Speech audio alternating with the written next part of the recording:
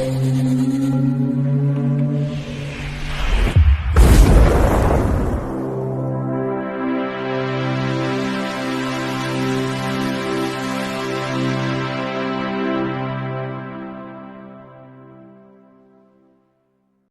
Bayek, it's me, Ian. And in today's video, well, I'm going to review this. Yes, I was very excited and I thought, wow, this film, I've just got to review it. So here it is. This is True Romance from 1993. Yes, it's 118 minutes long, so nearly 2 hours, and it just sails by. Wow, it really does. This just gets you there. It's a great film. I don't know why I haven't seen this before. I've only just, it's the very first time I've watched this, and what a film. Now, it's, I suppose you could describe it as a romantic crime film, but that doesn't do it justice, does it? It's just wonderful. It's written by Quentin Tarantino, and of course, it said that he wrote this script to finance his own film, which was Reservoir Dog. So, of course, what can I say about that? It's, you can tell it's a Tarantino script as well. Particularly, like, you've got the film references. Always Tarantino, how much he loves films. It's all in here. And of course, Tarantino went on to make some absolutely superb films. Of course, I mentioned Reservoir Dogs, Pulp Fiction, Jackie Brown. There's just a few. You all know him, Tarantino. Now, it is directed by Tony Scott. Oh, what a director Tony Scott was. Sadly, no longer with us, but oh, wow. Tony Scott. He directed The Hunger.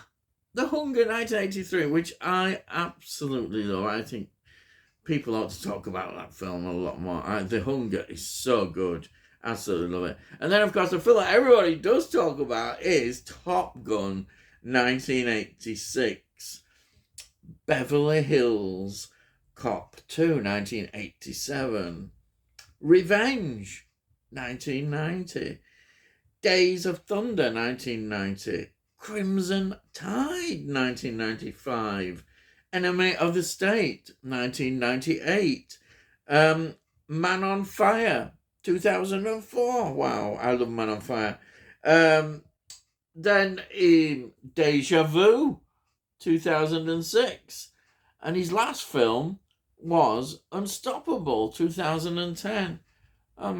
Just so many great films there. Absolutely brilliant. Now, the music is by Hans Zimmer, who is, well, just absolutely brilliant composer. So many great scores he's done. But there he is. He's doing this film. This is another one. We have then got Christian Slater playing Clarence Worley. Christian Slater. Wow, he's got some great films. He was in Legend of Billie Jean, his debut film, 1985. Then he was in the brilliant, I love it anyhow, Name of the Rose, 1986, with Sean Connery. Heathers, that's an iconic film, 1988. Beyond the Stars, 1989. Young Guns 2, 1990. Robin Hood, Prince of Thieves, 1991. Oh, what a film. Love that. And he has a cameo role in, I had to put it in, Star Trek 6. The Undiscovered Country, 1991, which I think is one of the great Star Trek films.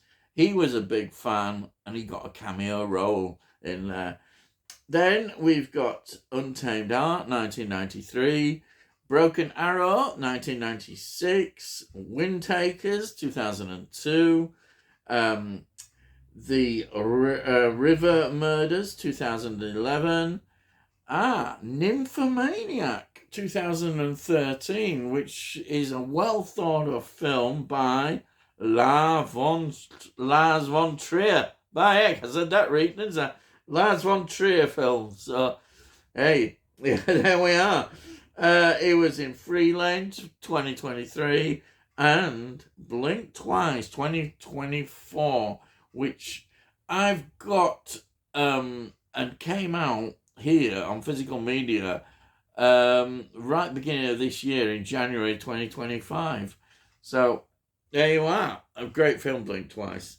Yeah, so that is Christian Slater, the films that he was in. Then we've got Patricia Arquette, who plays Alabama Whitman Worley. Wow. I love that name, Alabama. I think it's great. Oh, wow. Patricia Arquette. A Nightmare on Elm Street, Dream Warriors, 1987. She's in that, which is, I think, a really good film. Yes, it really is. And the third one of the Elm Street trilogy is excellent. She's in that one.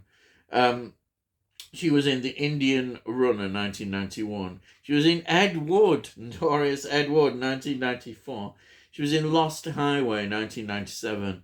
She was in Stigmata, oh yeah, underrated horror, 1999. She was in The Badge, 2002. She was in Electric Slide, 2013. She was in Boyhood, which is very well thought of, 2014.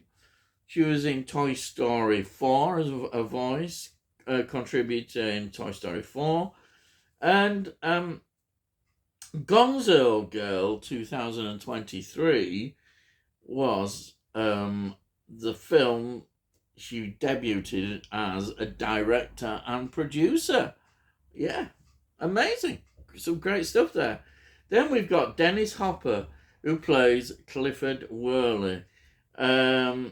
Now, Dennis Hopper, wow, what a career. I didn't realise it goes back such a long way. Rebel Without a Cause, 1955. Giant, 1956. Both James Dean films, and he only made 3. Gunfight at the OK Corral, 1957. Cool Hand Luke, 1967. Now, Easy Rider. Oh, Easy Rider was the one that stands out. Made his name with Easy Rider, really. 1969. Absolutely superb film. And the music. What a soundtrack to a generation.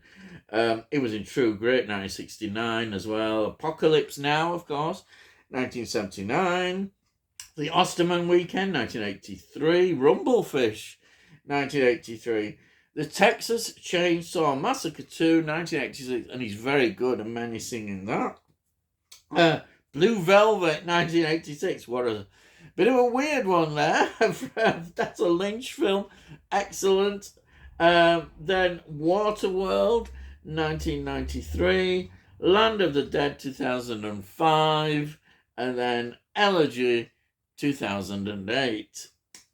Then we have got in the cast Christopher Walken, who plays Vincero Corocotti. Aye. Yeah. Now, Christopher Walken, what an actor. Now, he was in The Three Musketeers, 1969. He was in Annie Hall, which I love. It's a Woody Allen film, 1977. And, of course, he was in The Deer Hunter, which is one of my all-time favourite Vietnam films. It has to be. Deer Hunter is such a brilliant film. That's from 1978. He was in Dogs of War, 1982. And he was in Brainstorm. Wow, that is another great film, 1983. I love Brainstorm. And then, of course, he's in The Dead Zone, 1983, which to me is just one of the greatest films ever made. I love The Dead Zone. People know that, but he's in that, and he's just superb in The Dead Zone. What a film. I say, one of the greatest films ever made, in my opinion. And it's a Cronenberg film as well. Cronenberg in the mainstream. yeah, what more can I say about that film? Marcos. And then he was in Bond film A View to Kill 1985. Not particularly one of the best, perhaps one of the worst Bond films, but he's in that, you know. And then he was in King of New York 1990, which is well thought of. He was in Batman Returns 1992, which I mustn't forget. Batman Returns, the great Batman films that came back. He was in Sleepy Hollow 1990, Man on Fire 2004, which is a brilliant film. Love Man on Fire. Jersey Boys 2014, and Dune Part 2, which was from 2024. Superb. We're looking forward to the new Dune film, definitely. So there's also, I think, some more small roles, almost cameos. We've got Gary Oldman at the beginning, who plays Drexy Spivey. We see him in this rather strange role. He's in it there. Not a massive role, but he's there. And then we've got a cameo from Val Kilmer, who plays Elvis. Yes, Elvis. We see Elvis a bit. And then we've got an early role for Brad Pitt, who plays Floyd. We see him lounging on this settee, you know, away. Is there? It's an early role. Is there Brad Pitt? And there's even a very small role for Samuel L. Jackson, who plays Big Don.